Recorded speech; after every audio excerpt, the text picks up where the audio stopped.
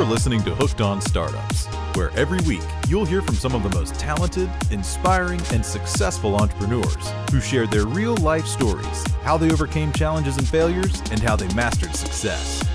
Get ready for some of the best business tips, tricks and tactics, and some frank, unscripted discussions. Here's your host, Matthew Sullivan. Are you ready for this, Robert Syfert? Syfert, and I'm ready.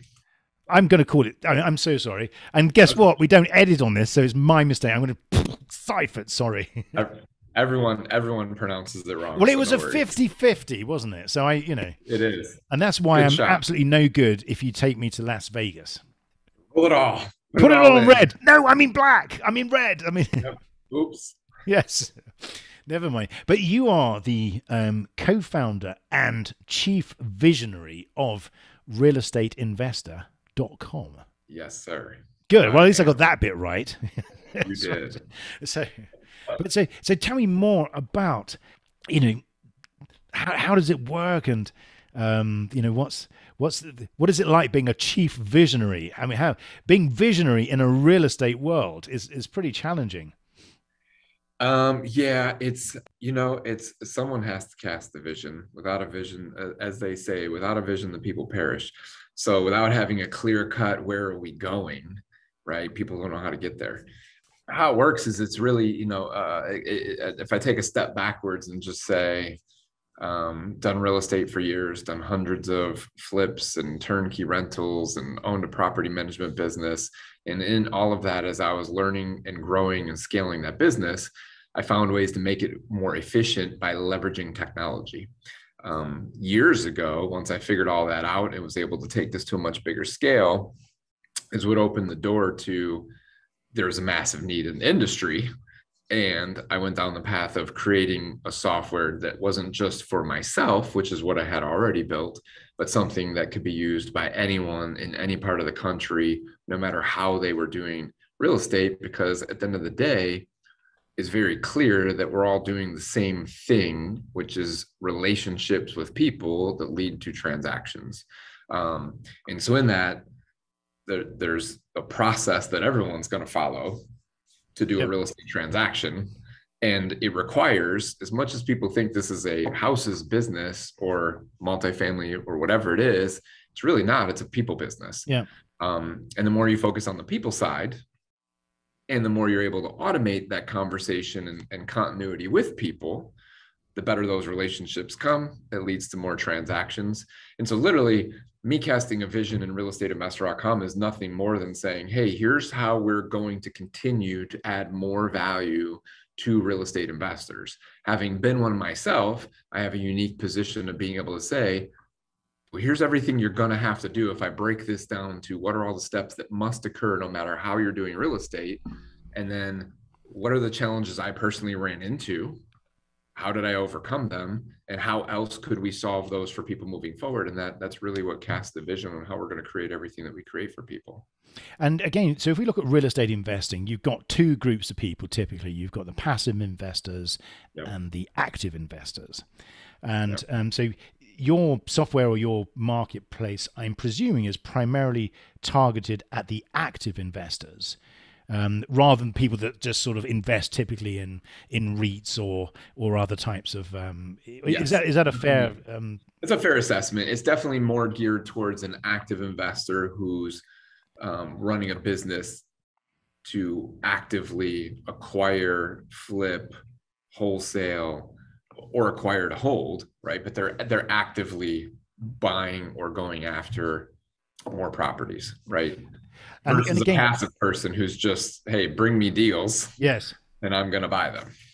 And again, so the pathway. So as an active investor, I think you various different stages. You have the early stage, someone who has capital that wants to become a real estate investor typically starts. So again, your overall sort of proposition is that we will provide you with structure to enable you to get to what you want, which is a profitable real estate transaction, but not to trip up along the way with the usual traps that most people sort of fall into.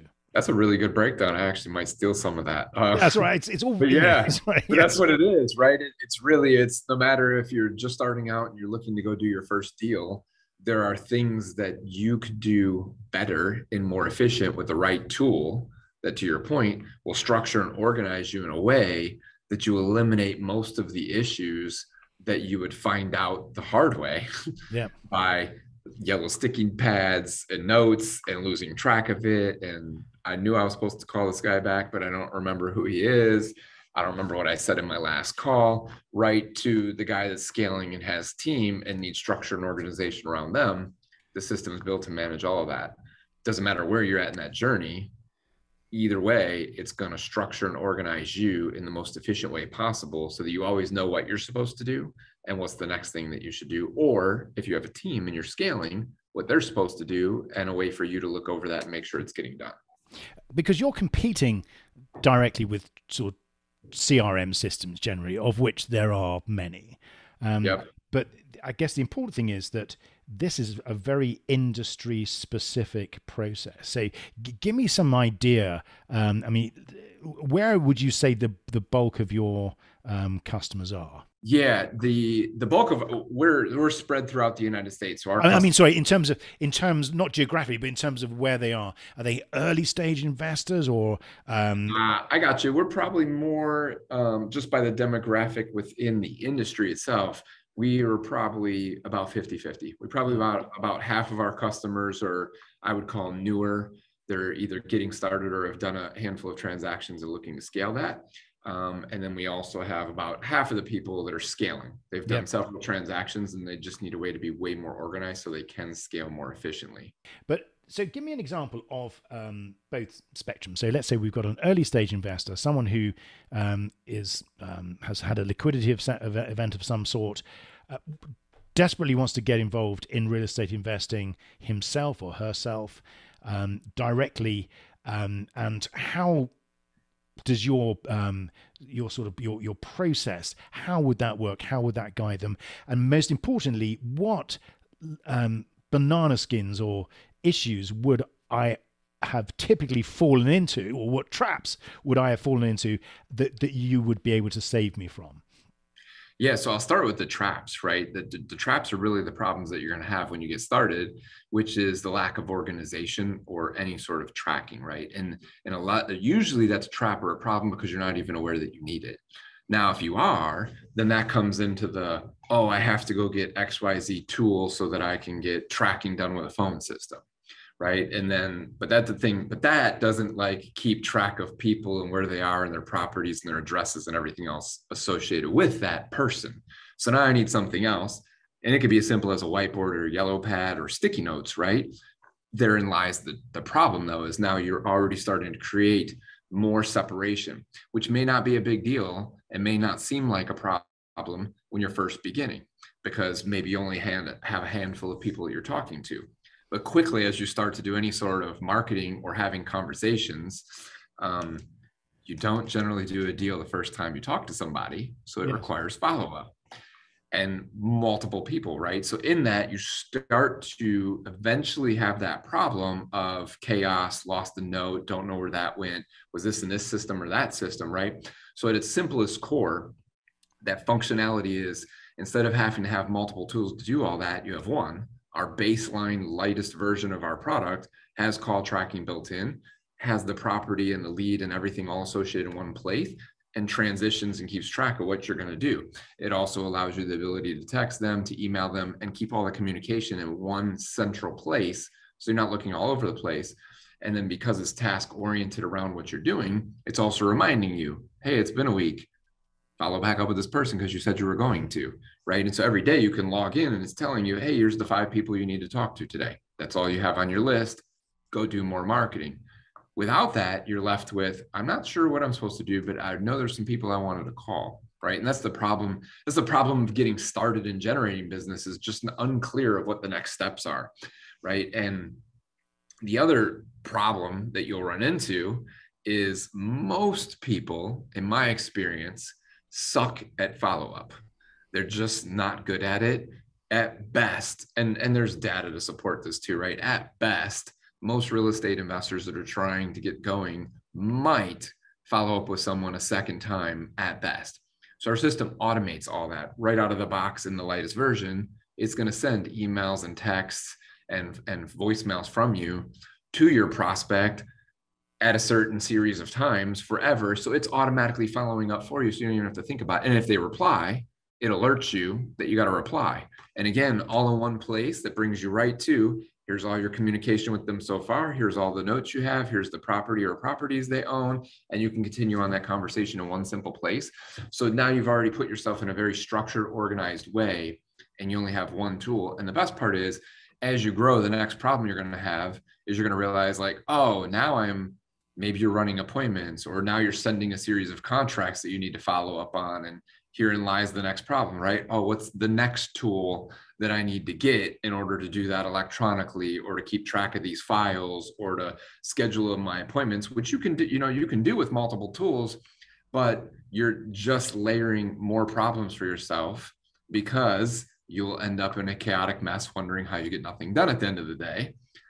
Yet, click a button and you go up to the next level within the software that adds in the features that you're going to need next in your business, because this is the natural evolution of a scaling business. It's already there. It already has all that built in. And do you find that the biggest challenge that you have really is getting people to understand what problems they're going to have that they don't necessarily know yet?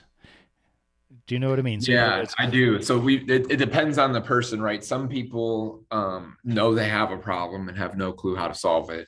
And then there are definitely the people who are like, yeah, but that's not a problem. It's not yet, but it will be.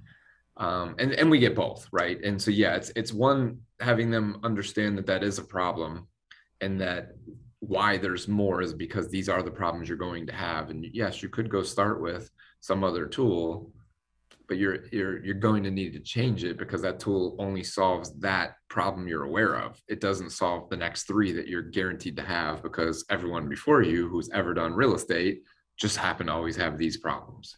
So you've actually got like a reactive and a proactive model. So again, we're focusing on the investor who is relatively new at the game. What you're providing is a solution to a problem that the investor doesn't know that they have yet.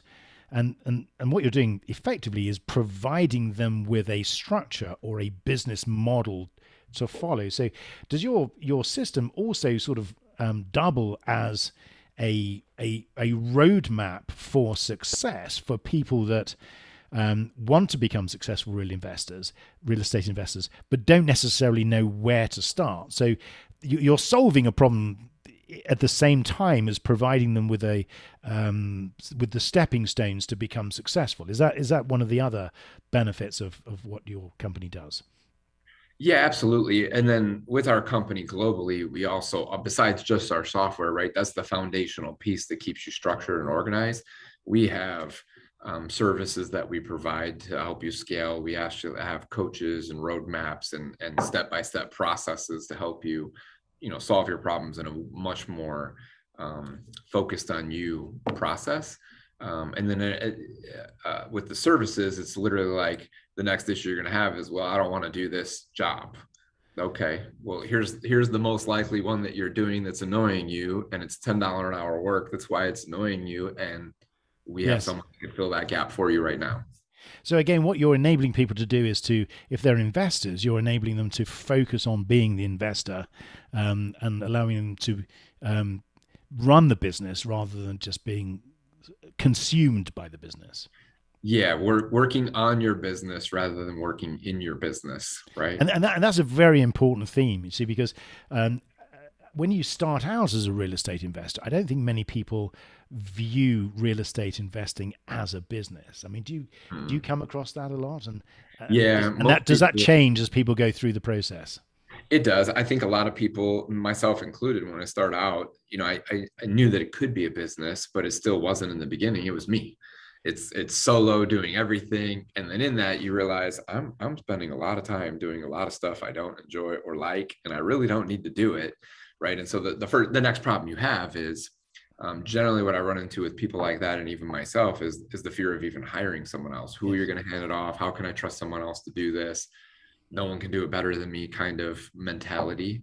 And then that's when they start to realize, as they see the actual money coming in from real estate, like, oh, this could be a business. People could do this stuff, and I could hire people, and I could actually make even more money, providing a bigger and better service to people throughout the world, buying more houses, fixing up more communities, whatever your exit strategy is within real estate. And tell me a bit more about the other services that you provide outside of this sort of this framework, the software driven framework, because the other moving parts, because my view is that real estate investment is a very collaborative process. And I think you mentioned that very much at the beginning, and I completely agree with you that you cannot just simply go in as an individual. You have to work with project sponsors, with the city. You have to understand what the moving parts are. So how do you help educate people that want to get involved in real estate investing? Yeah, so obviously we come on podcasts and share information there. We share information within our communities. And then in and above that, as you're growing and scaling, and we do weekly webinars, we do courses to teach different stuff for different stages. And then we have all the ancillary services that we add on, like marketing, right? Some people don't want to figure out how to go pull a data list on what properties they should be going over, and should they do direct mail or text messaging or cold calling, or all of it, and they have no clue how to do or implement any of that. And you don't necessarily you can figure it out, but you don't necessarily have to spend the time to do that. So that we can handle all the marketing for people, all their data compilation, what they should go after, what's working, what's not working, and have the team and resources that are trained, managed, and hired to be able to do that. In addition to that, the other usual number one problem, even if you enjoy marketing and you're doing all of your own, what you don't enjoy is qualifying all those leads as you start to get a bunch of leads until they're ready to actually talk to you to get a real offer. So we call them our sales ninjas, who will mine it. We call it mining and refining. They'll constantly stay on your lead until the time that they're like, yes, I actually am ready to sell now. Yeah. Now would be a good time to sell. You can come out on Friday at 2:00, right? Or virtually if you're doing it over the phone. And they do all of that. Grunt work is the best way to say it, right? The constant, yes. We call it mining and refining, because it's just like a coal mine, right? You got a bunch of coal, and you got to sift through all that coal until you can find the gold. Yeah.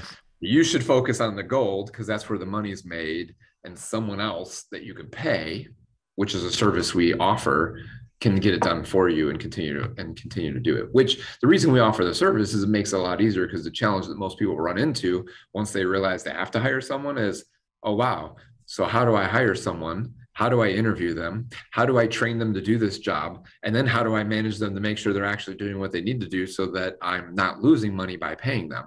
Well, we already have all that in place, so you don't have to figure that out, right? Again, this is all about, for us, is what are the problems you're going to run into, and what solutions can we create to solve those problems before you have them? And you may recognize you have them, but most people don't. But when they run into them, we already have a solution, because we already know the problem you're going to run into. And typically, what problems do you come across with companies or with real estate investment entities that start off small, have seen some success, are growing to a certain size, but then find it difficult to sort of get to the next level? In other words, the challenge of scaling. What sort of issues do you see there typically, and how do you solve them? Yeah, the biggest ones, this is where the one becomes looming if you didn't set up yourself out of the gate on tracking, because you have no clue what's actually making you money. So you're in this, I'm spending money on marketing and I'm making more than I'm spending, so I'm making money.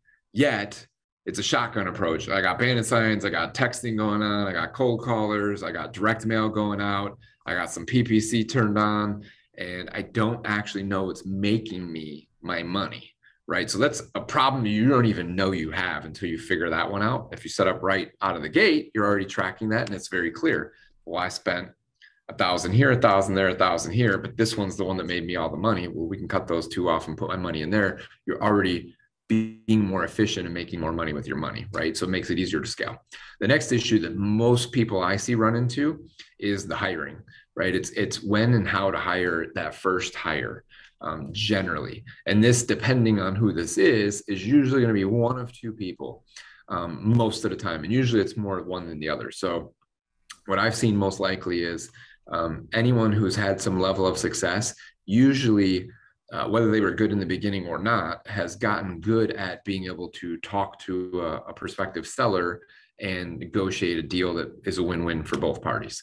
And that's what got them to some level of success. What that person is usually not good at is the paperwork, the transactional processes, the checklists, the following up, and making sure that it fosters. So what the problem is that they run into is, while they're getting some success, they stop everything else while they work on these handful of deals that they can manage. Yes. And then when they finish those and collect the money, then they go back and turn this back on. They don't realize that creates this ebb and flow of inconsistency in deal flow, simply because you're inconsistent and don't realize it. So when they hire the person that can handle all that stuff, then they get to a place where consistency starts to happen, and they're starting to build a real business. They have a person who manages all the stuff they're not good at to make sure the process continues to happen. So they just stay focused on the next conversation, the next deal, and someone else handles all the stuff to make sure it continues to happen. Or they're really crappy at sales, but it's usually very minority part there, right? Because they wouldn't have had. I think most of it really is just the mechanics of, or the machinery of, real estate transactions. And I think really what most people who are going into the business don't really have sight of is just the level of detail and the number of moving parts in any real estate. So if you take a typical fix and flip, for example, it may just seem like it's a case of a quick facelift. But, if you encounter problems with contractors or with the city or with, lenders or insurance, or then that becomes a sequence of moving parts that all have to be juggled. So I think really there's this huge value in the training. And what came first? Was it the structure, or was it the training that gave birth to the software, as it were? It's the structure first and foremost, right? And it's why it's the foundational piece. And really that came from my own experiences and failures and hard lessons on the problems I ran into, and then solving all those problems for myself created this environment to say, oh, wow, well, I created this thing that solved all those problems and replaced a bunch of people and figured out how to leverage it all. How much further could someone have gotten if they just had this software to begin with? Yeah. Like, I figured that out because I was by myself 12, 14, 16-hour days, dropping the ball, having the ebbs and flows, things falling through the cracks, and then built some sort of system and then still had problems, right? So I built and figured all that out by going through all the problems that I went through. And the system became okay, now I've got this so dialed in that had I had this 4 years ago when I started, I wouldn't have ran into all of these problems, but I would have took this 4-year learning curve and dropped that into a few months and got very efficient. And then I would have jumped right to this problem, which is the problem I'd much rather have, which is now I'm ready to hire somebody because I'm having success very fast, right? If you have the right structure and system and organization, you'll have much faster success, which then leads into why you need the services and the people, because that's the next problem you're going to have. But you won't have that. I think one comes across so many different real estate investment coaching programs. Oh yeah. That really touch on very little in terms of the day-to-day running, which is the most important part. I mean, what sort of horror stories have you seen from other? Or rather, let me rephrase. What are the things to avoid when you're looking for, someone or some process to help you along your real estate investment journey? Yeah, the biggest one that I see, especially now, is hiring someone, to your point, that isn't talking about the process. Now, are they not talking about the process and the little details that come up because they just don't know? Because they haven't done actual deals. I think that has become a bigger problem than ever before, because, and you may have someone who, I see this a lot, like the new guru is the guy who did a deal. Yeah. And then saw how much money a guru is making and said, well, this was easy. I could tell people how I did that deal and say, this is how you do deals and buy my product, right? And they become product salespeople because maybe they're really good marketers. So the biggest problem is making sure that if you're going to get coaching from someone, make sure they actually have a track record. They're actually, and not only do they have a track record, make sure they're actively still doing business, because stuff is changing. To your point about contractors and stuff, if they're not actively doing flips or in the middle of that, they wouldn't know things like right now, the supply and demand issue on things being on back order, and it's going to be months before you can get that thing you thought you were going to rehab next week. You can't even get the window, right? Or, oh, you thought you were going to rewire this house. Well, electrical wiring just went up double because of today's current market. Or that tile you thought you were going to replace for $2 a square foot, well, the labor now is $6 a square foot. So that just shot your entire budget because you listened to a guy who's running off of numbers that existed 5 years ago, but those are not reality in today's right now market. And had you had a guy who actually does know, is in the market, literally meeting with contractors, well, you're already ahead of the game because they're still dealing with the same problems you're going to deal with. They're not theoretically telling you what problems you're going to deal with and have no clue what the real market's bearing right now. And in terms of where the markets are, I mean, they've been incredibly high growth in most parts of the US over the last 18 months, much to people's surprise, considering when we went into the early part of 2020, everyone, I think, probably thought we were headed for a crash. Exactly. So you touched on one thing, which is the supply shortage and the challenges of getting building materials. What other sort of issues are you seeing today that have surprised you? Yeah, I mean, that's a big one. The supply chain in certain areas, right? Some things don't seem to be as affected, but some are, I mean, just mind-boggling. Like a simple one, I'm in the middle of a big, huge project right now. And one of the things we ran into that was totally left field was we couldn't run any plumbing pipes because they couldn't get the 90-degree elbows for the pipes to connect. Like, so we literally had to wait weeks. This should have been done. But now we've lost weeks, which is a cost for holding costs, right? This is now throwing off projections of other things being able to get done. I've had the same thing, windows. Like if you think you're going to replace windows in a house, you replace them with the hole, but it's the bit that goes in, presumably, is the... Yeah, you're going to wait, you know, so certain things, some things are like, if you're planning on building a home, for an example, like you may be 6 months from now before you're going to get the part you think you're going to get that, you know, last year would have been, I'll in a week, I'll have that on. No, you won't. And then labor costs have started to go up because there's such a supply and demand issue. A lot of times these people, a lot of the laborers and contractors are realizing, one, they're raising their prices just simply because they can't even keep up with the demand of how much work is being wanted out there.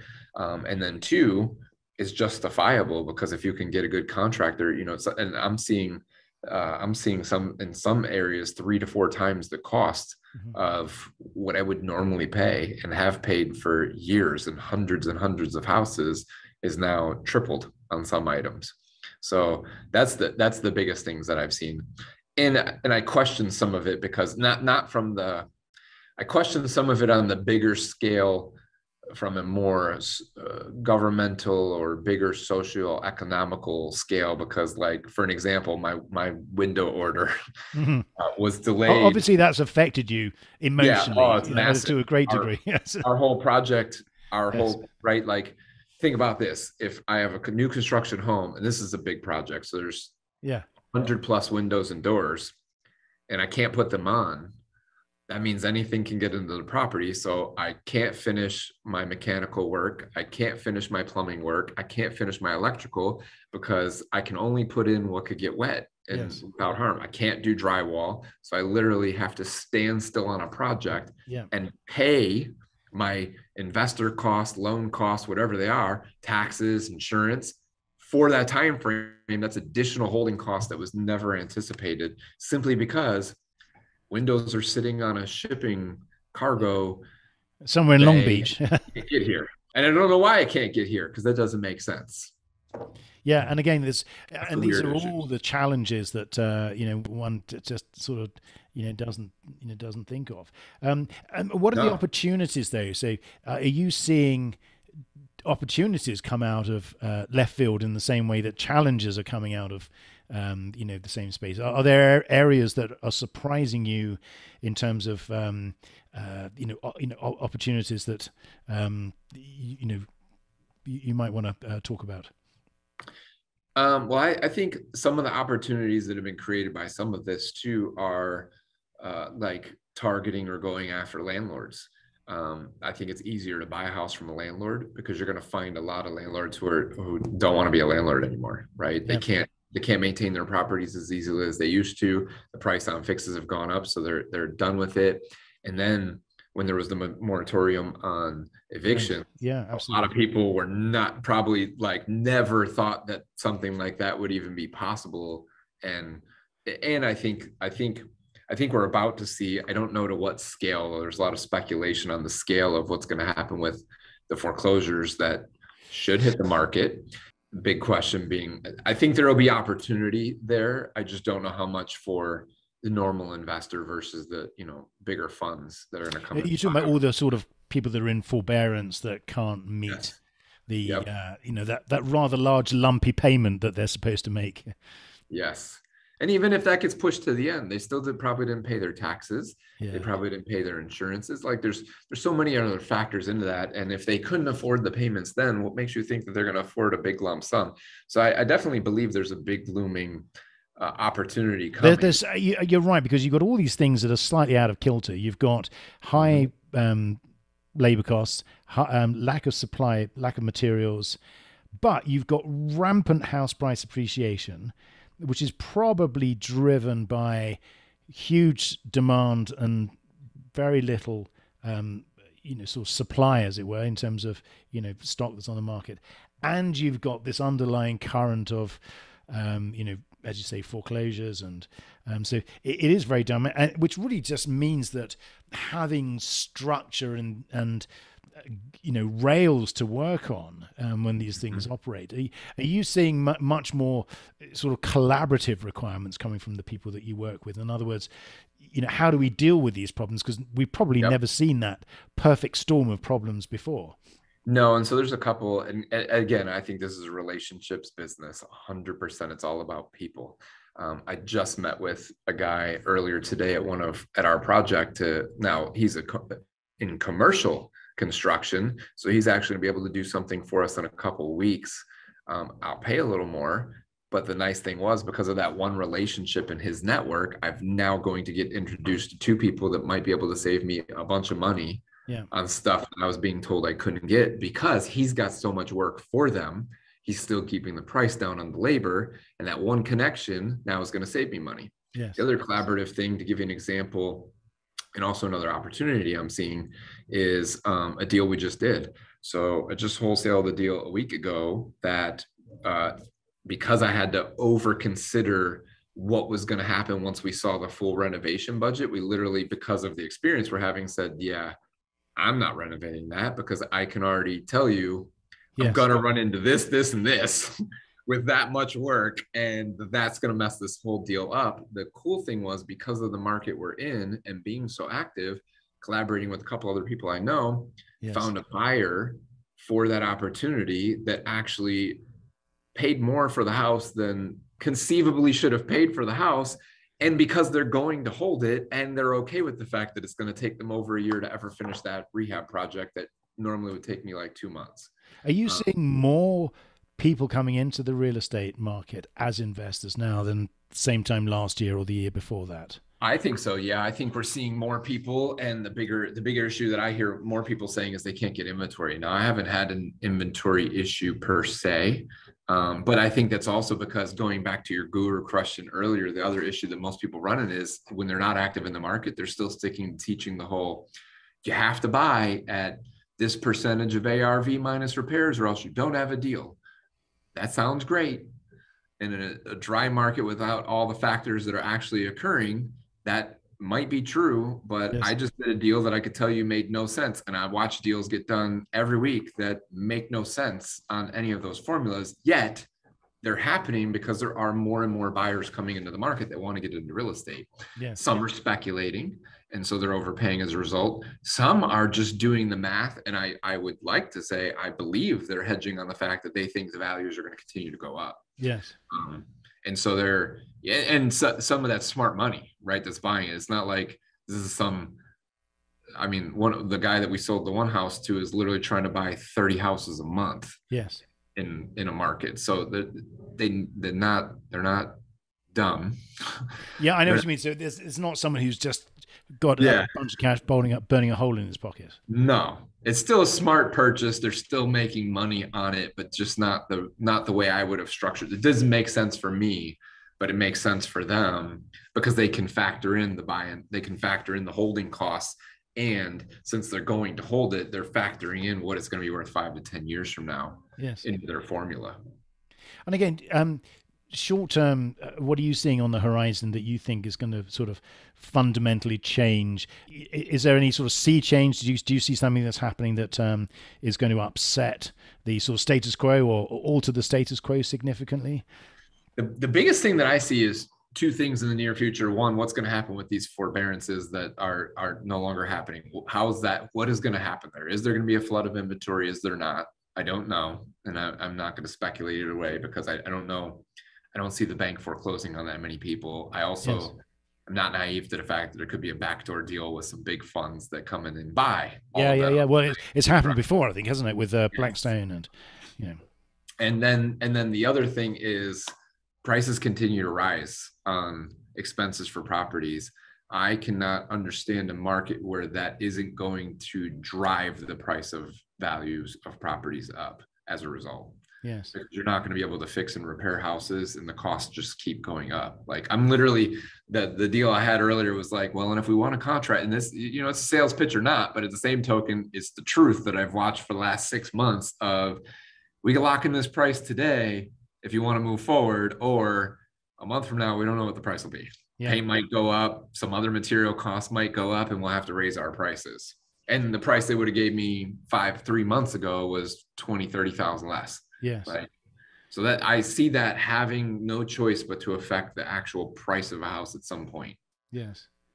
And it is that, it is really interesting. I mean, what just leaps out of the page here is just how dynamic, you know, being a real estate investor is. It's not simply just a case of finding a property and just, you know, fixing it up and then flipping it. It doesn't matter how busy the market is.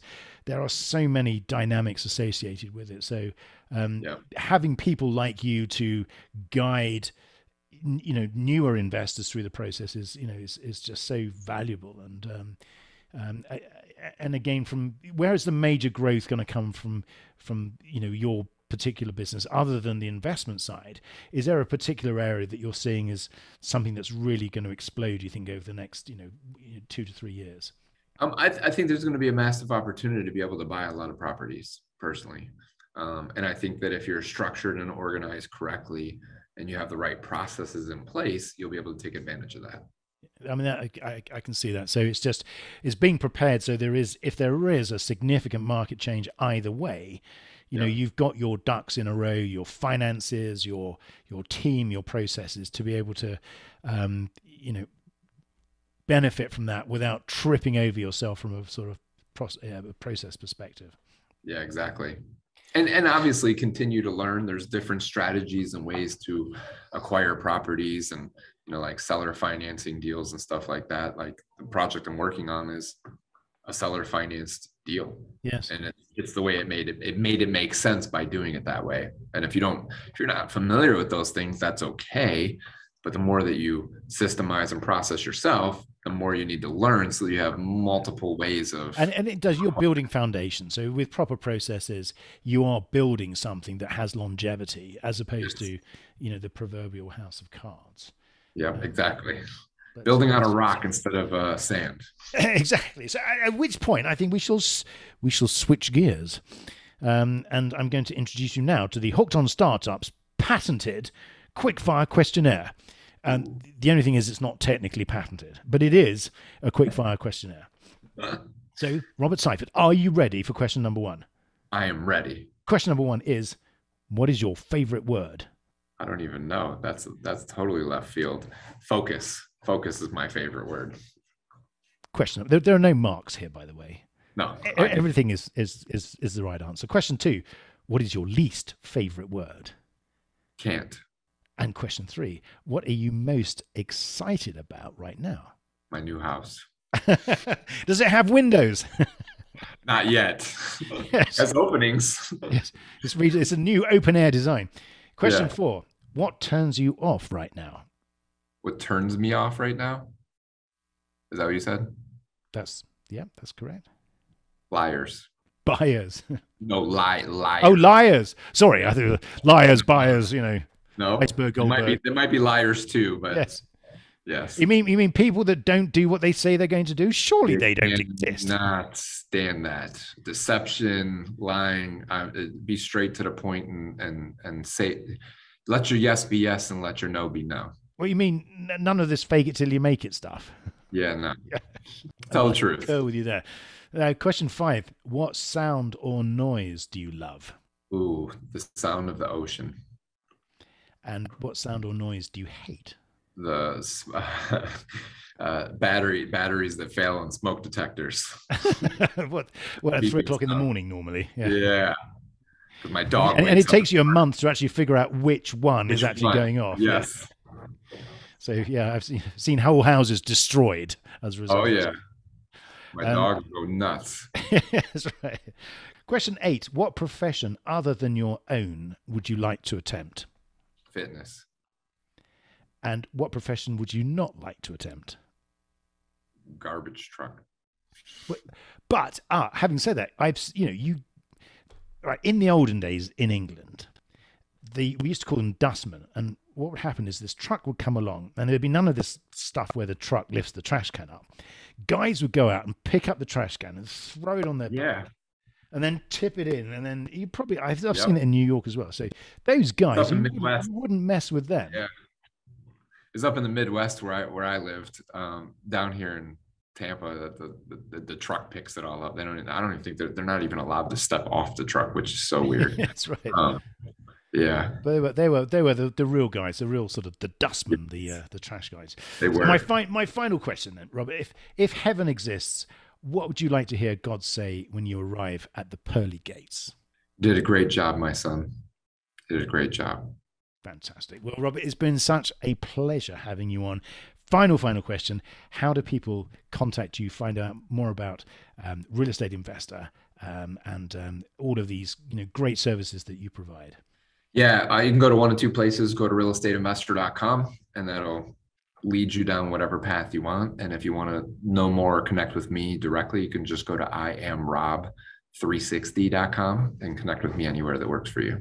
That's fantastic. Well, it's been such a pleasure, Robert. And, I hope to stay in touch, and I can't wait to find out more about, the services that you provide. I will be on your website next doing a deep dive. So thanks again for being a guest on Hooked on Startups.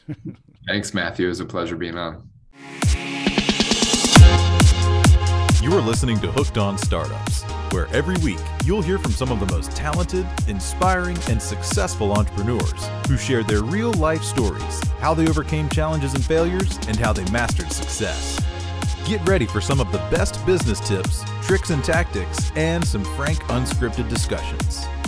Here's your host, Matthew Sullivan.